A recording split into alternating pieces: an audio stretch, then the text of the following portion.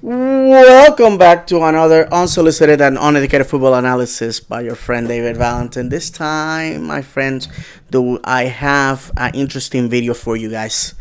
I was having a conversation with friends who follow Orlando City, two Englishmen who I respect a lot because, well, who wouldn't? These guys grew up in an environment where football is a staple of regular life. Pop culture defines the society, and they have a perspective that is quite different than ours. Here in the United States, football or soccer is basically another game in the pantheon of sports that Americans tend to play. It's considered still a cult or niche subculture. And to be quite honest with you, I move in those circles. And their perspective on this topic gave me the idea of doing research myself. As you have probably seen by the title of the video, we're going to be talking about the fact or the myth or the possibility that Yankee Stadium gives NYCFC a advantage when playing at home. One of the things that we need to discuss is why, out of all the stadiums in MLS, why does this particular team plays in a baseball stadium? It's the complete and opposite outlier to all the other teams. So I dedicated myself to do some research, okay? And out of all the teams playing today in MLS 2021 season, 20 teams are in soccer-specific stadiums. Basically, stadiums built with football in mind as the main sport that is going to be played there. 7 are not. And these are teams that are basically housed in NFL stadiums, and in New York City's case, baseball stadium. 20 of these fields are natural grass, and 7 are turf or artificial surface or a hybrid. Personally, this is my personal opinion and taste. I like the natural surface. Why? I feel that the turf muffles the bounce of the ball, slows the roll of the ball. It gives itself to be a injury prone surface, and also just for some reason just doesn't have the same style. I don't know what it is. It just takes away from the speed of the game, and that is unpredictable when the ball bounces as well. So for those for those several reasons that I have listed, I am partial to grass. That's what I like. Interesting fact is that the soccer-specific stadium capacity in MLS goes from a high of 30,000, which is Toronto, to a low of 18,000, which is San Jose. Now, let's go to the pitch size, and with this, I will get into the reason why New York City plays at Yankee Stadium. The biggest pitch in MLS is Vancouver, and that is actually let's start with the smallest. New York City, which has 110 yards long, 70 wide, followed by Portland and FC Cincinnati with 110 long and 75 wide.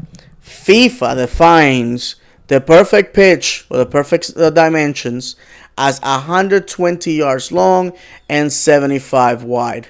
Layouts for football pitches can go on average or acceptable average between 130 yards to 100 yards long, and on width from 100 yards to 50. And excuse me, let me lower that. Okay. And with that said, like I said, New York City is 110 yards long and 70 wide, which it's just about the size of Portland and FC Cincinnati. So we are already debunking a little bit of what I just said at the beginning, the belief that the pitch is too small, hence it's an advantage. When it comes to the biggest, Montreal has the biggest in MLS with 120 yards long and 77 wide. Now, the following teams: Philadelphia Union, Real Salt Lake, New York Red Bulls, Columbus Crew, Orlando City, LA Galaxy, Colorado Rapids, and Sporting Kansas City are at 120 yards long, 75 wide. And the rest of the league falls between 115 to 114 yards long to 74 or 73 yards wide. So now that we have established where we are with this, MLS, in their frenzy to get a second team in New York City, granted an expansion for NYCFC. That said to the rest of the world and to the league that playing at New York City was temporary. I have lived in New York City. My wife is a Brooklyn, New York native. And I had a ton of family that at one point lived in the 5 boroughs. Over the years, they have moved away to better conditions in other states. My opinion, New York City, great place to visit, horrible place to live.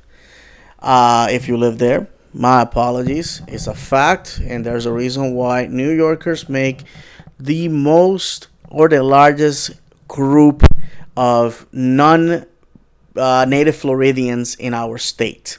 There's a reason why Florida is the 3rd largest state in the union, and New York is the 4th. Thank you very much for the population and the congressional seats. Thank you. That's it. The real estate there is expensive. To build inside the city of New York right now is almost but impossible for New York City. You will have to buy super expensive real estate. You will have to jump through a bunch of hoops and red tape, and you are going to most likely demolish residential properties in order to put this stadium. And we all know that you're not going to put that in the most expensive of neighborhoods. You're going to be putting that stadium in the poorest part of the city. So most likely you're going to be disenfranchising and displacing poor families that already have a hard time finding housing inside the city limits of New York. And if you lived in New York, you know for a fact that a car in New York City is a luxury that not everybody can afford. And many folks that are considered working poor, people that are struggling to meet their bills, to basically pay for life's basics, do not have a car. So moving out of the city is an impossibility for them. So with that said, that's the situation. New York City most likely will have to build reclaim land from the sea or one of the rivers and build a stadium on top of it. Or finally, MLS will have to concede that they cannot have a stadium inside the city limits, and the stadium will have to be built in either Westchester County, which is the county that borders the Bronx to the north, or Nassau or Suffolk counties, which are also known as Long Island. So that's the situation, my friends, when it comes to that. Now, I did some research, numbers, of the situation of New York City over the years. We're going to be talking about the 2015, 16, 17, 18, and 19 seasons. 2020 is a special case because of COVID. They only played 4 games at Yankee Stadium. And so we're going to talk about those games as well, but there's not a big sample number for us to say, okay, well, this proves or disproves either way. Here, I'm not advocating against or in favor of the theory that the pitch gives New York City an advantage or disadvantage. I'm presenting the information and you can get to your own conclusions. So let's go.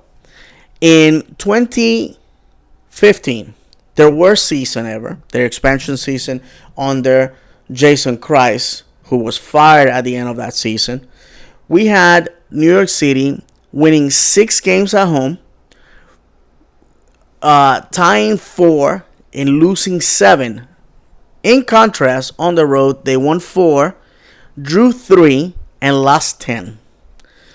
That already tells you that they have a better home results, or what you will say home advantage, right? But you can argue that every MLS team has that because, well, travel, distance, weather, etc., etc., etc., always favors the home team in MLS. They had 32 goals for and 31 against at Yankee Stadium, and on the road they scored 17 and received 27. So, okay, so they score a lot of goals, but they receive a lot of goals at home. And on the road they score less and they receive more goals. Okay, nothing scandalous about that. 2016, they won 8 games. They drew 6. They lost 3. On the road, they won 7, drew 3, and lost 7. And this is where it gets interesting. They scored 35 goals at home, allowed 28, and then on the road, 27 for, 29 against. 2017, 10 victories at home, 5 draws, 2 losses, 33 goals for, 20 against. On the road, 6 victories, 4 draws, 7 losses, 23 goals for, 23 goals against. 2018, 10 victories at home, 3 draws, no losses, 30 goals for, 7 against. 4 victories on the road, 3 draws, 6 losses, 19 goals for, 27 against. And 2019, 11 victories at home, 5 draws, 1 loss, 34 goals for, 16 against, and away 7 victories, 5 draws, 5 losses, 29 goals for, 28 goals against. And like I said, in 2020 they only played 4 games, and those games where they had 13 goals for and 6 against. And I believe, and I just realized that I did not write down how many victories and draws and all that they had in 2020. So you excuse me. So while I look into that, my friends, do we have an advantage? I would say that we do. They score more goals at home. They certainly allow less goals at home. And their points at home are statistically better than when they play away from Yankee Stadium. Now, one of the things that by looking at this information was certainly debunked. And may I say, on the 4 games they played at home, they had 1 victory, 1 loss, 2 victories. Okay, 3 victories and 1 loss. So, I don't know. Coincidence? And they were playing very good teams. So, I don't know if that's just a coincidence or not. But anyways, the situation is in my opinion, their pitch is of considerable size, compared to Portland and FCC. The difference is those are perfectly good surfaces.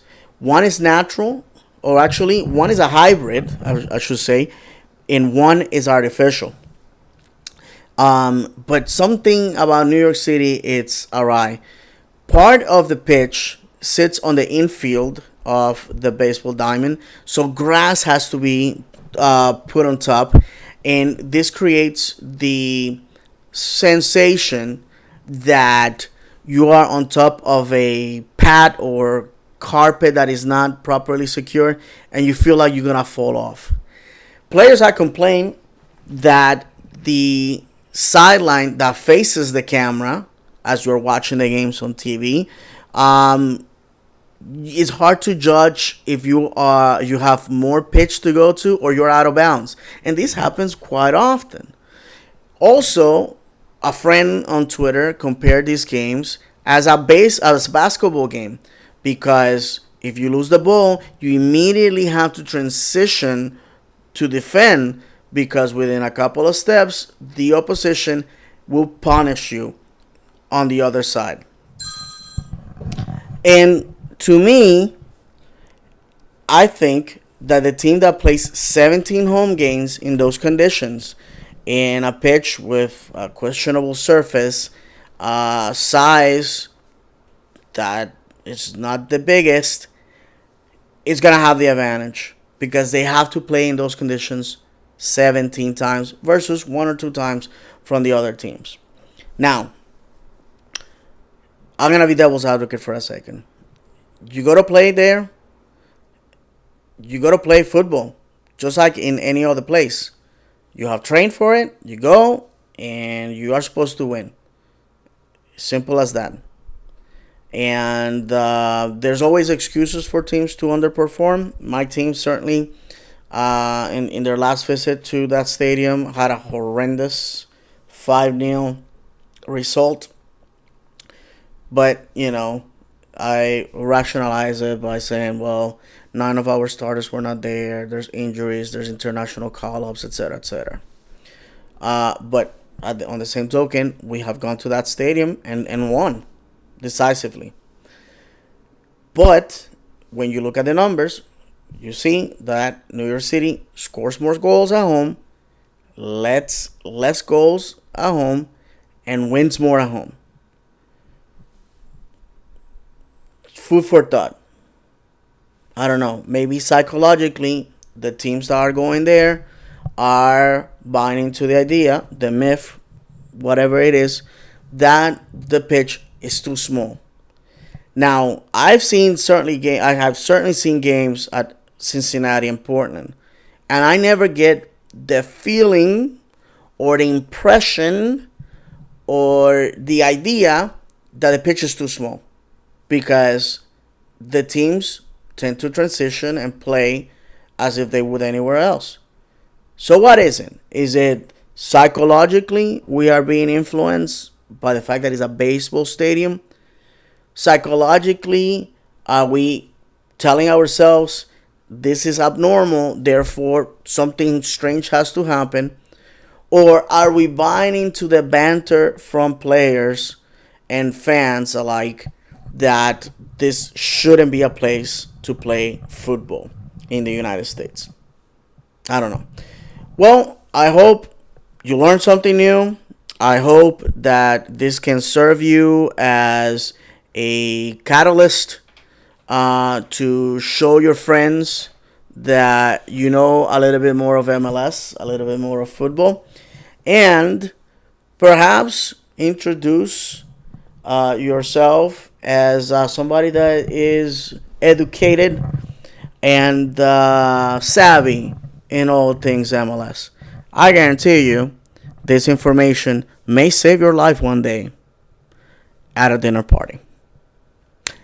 Thank you very much for watching. Please give me a thumbs up, like, subscribe. This channel is about covering Orlando City primarily, but every now and then you will get a little nugget of knowledge from yours truly. Vamos Orlando.